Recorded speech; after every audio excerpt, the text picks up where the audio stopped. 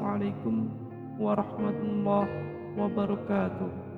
Alhamdulillah, wassalatu wassalamu ala sayyidina wa habibina rasulillah sayyidina Muhammad ibni Abdillah wa ala alihi wa sahbihi wa mawalah, amma ba'du.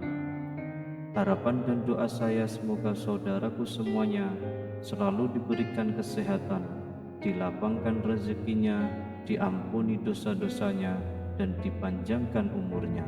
Amin ya rabbal alamin.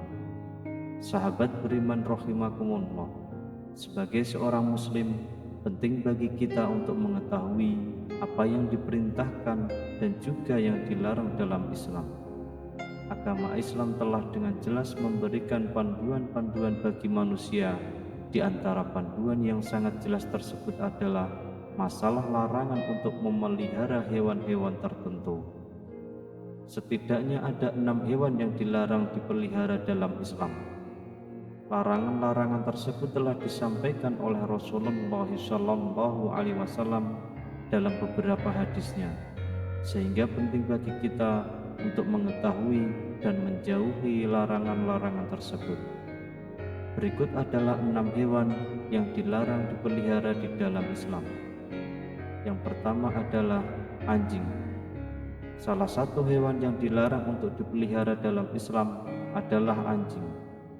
Hal ini disebabkan karena air liur anjing dianggap najis. Rasulullah SAW bersabda dalam sebuah hadis diriwayatkan dari Ibnu Umar, dari Nabi Muhammad SAW bersabda, barang siapa yang memelihara anjing selain anjing ternak dan anjing berburu, maka berkuranglah setiap hari daripada pahala perbuatannya 2 qirot. Hadis riwayat Bukhari dan Muslim. Riwayat yang lain diriwayatkan dari Abu Hurairah radhiyallahu anhu. Ia berkata, Rasulullah SAW bersabda, barang siapa yang memelihara anjing kecuali anjing untuk menjaga ternak, berburu, dan bercocok tanam, maka pahalanya akan berkurang setiap 1 hari sebanyak 1 qirot. Hadis riwayat Muslim dan Abu Dawud. Hal yang lain, mengapa Islam melarang memelihara anjing? Karena malaikat tidak akan mendatangi rumah seorang hamba yang di rumahnya ada anjing.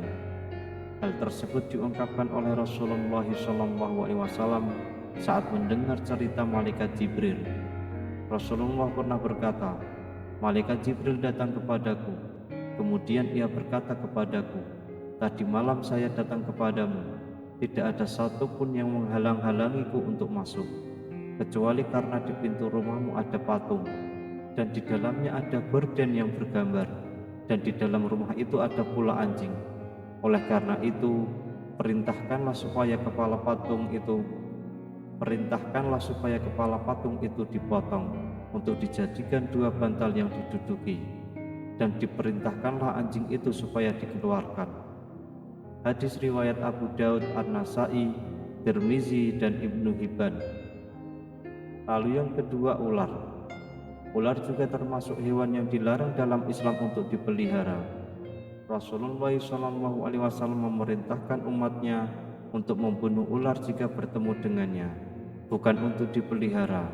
Hal ini didasarkan pada salah satu hadis yang menyatakan bahwa Rasulullah SAW memerintahkan untuk membunuh 2 binatang hitam ketika sholat, yaitu ular dan kalajengking. Hadis riwayat Tirmizi. Perintah untuk membunuh ini dimaksudkan ketika ular tersebut dalam keadaan mengancam. Jika tidak, maka tidak dianjurkan untuk dibunuh, apalagi diburu. Sebab pada dasarnya ular juga merupakan hewan yang berada dalam rantai makanan, sehingga memusnahkan ular akan merusak keseimbangan alam.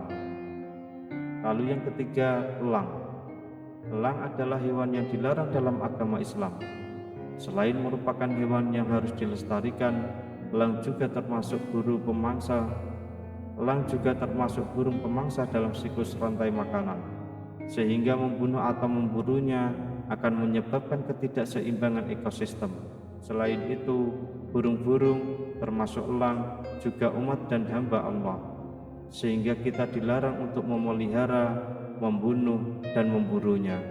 Hal ini sejalan dengan firman Allah Subhanahu wa Ta'ala yang tertera dalam Quran Surah Al-An'am ayat 38. Wa ma min dabbatin fil ardi wala ta'irin yatiru bi janahihi illa umamun amsalukum.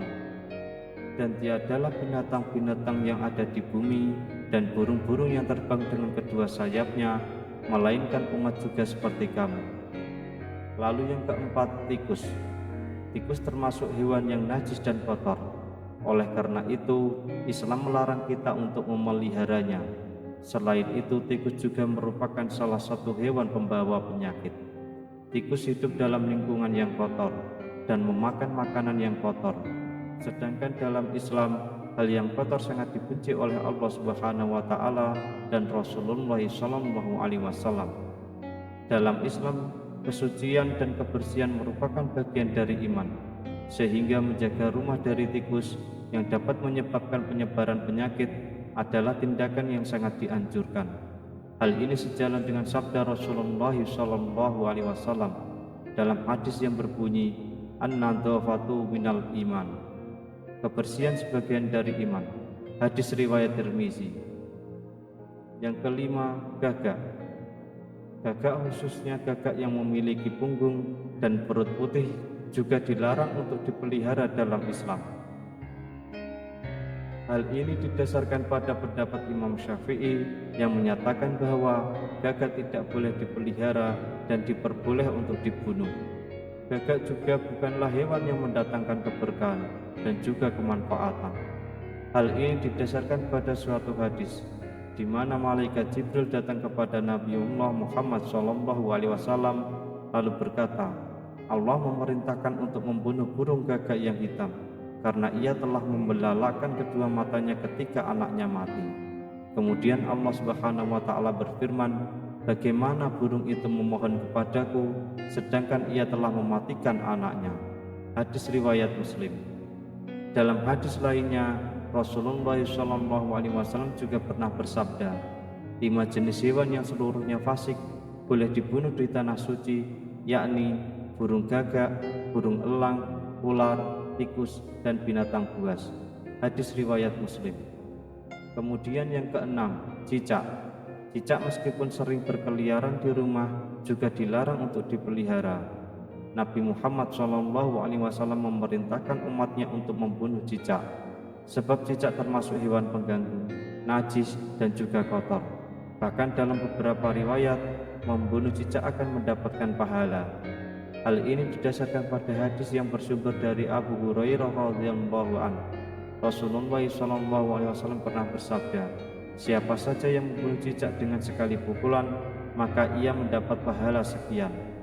Siapa saja yang membunuhnya dengan kedua kali pukulan, maka ia mendapat pahala sekian kurang dari yang pertama. Hadis riwayat Muslim. Itulah beberapa di antara hewan yang dilarang dipelihara dalam Islam. Meskipun dilarang dipelihara, namun tidak semua hewan tersebut harus dibunuh atau dimusnahkan. Ada beberapa hewan yang perlu kita jaga kelestariannya. Selain itu, untuk menjaga keseimbangan ekosistem, menjaga kelestarian hewan juga merupakan bentuk sifat dan cinta kasih sayang terhadap sesama makhluk Allah Subhanahu wa Ta'ala. Semoga kita senantiasa diberikan perlindungan dari hewan-hewan yang mendatangkan bahaya dan terhindar dari keburukan yang diakibatkannya. Amin ya rabbal alamin. Wallahu a'lam bishawab. Demikian yang bisa saya bagikan, semoga bermanfaat untuk kita semua.